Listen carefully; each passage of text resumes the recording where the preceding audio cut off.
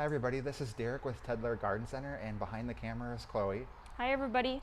Today we're doing our houseplant series, and we're going to be featuring a trending plant, and it's the Chinese money plant. There's several names that it goes by. I know I did want to mention that it's in the Peperomia family to start off with, and the names that it goes by that I know it is, well, Chinese money plant, and then also lefse plant. I've heard a few people call it that, and it's called that because the leaves kind of look like a Norwegian food that's called lefse. That's kind of like, the only thing I can compare it to is like a tortilla. So that's kind of what that looks like. And so they do say it looks like that, and really it does because I've seen it before. So that's kind of the names that it has. And for the care on this guy, for watering, it really doesn't like a lot of water. It likes to dry out between watering, so kind of treat it like a succulent or a jade plant. Let it dry out. Don't give it, well, it doesn't really, the amount doesn't really matter, it's just how often you do it. So as long as you don't do it too often, you should be good to go with this one. Again, likes it dry.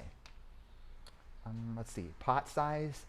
These like to be pot bound, so try not to plant in a pot that's too large. Only go about an inch larger than what it is, and that also means that you don't have to transplant it every year. It could probably go every other year or maybe every 2 years. Even this would be considered a little bit large for that guy, so I would really like to see one a little smaller even than that.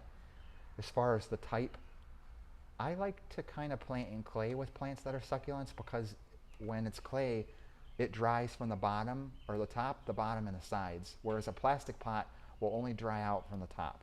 So I would maybe consider trying a clay pot with this one. If you've ever had problems with succulents before, try that for this one. The growth habit is, it kind of grows similar to like a hosta outside.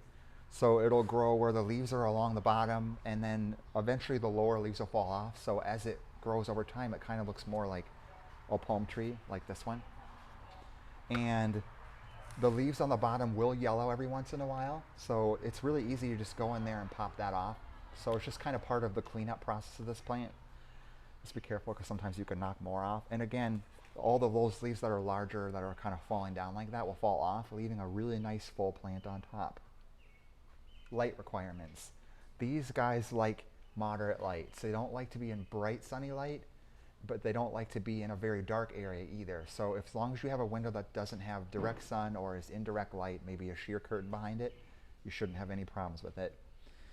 And the soil mixture is, I really just use any soil mixture. They're not really very fussy. So with this plant, I would actually consider it one of the easiest. So you're not ever going to really have any problems with it.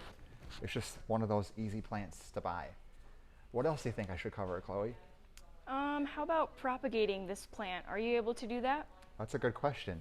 So with these plants, I'll just kind of have Chloe zoom in on there, because you can see that there's the babies that are starting to grow. All the Chinese money plants will eventually do this, even if it does have one single stem.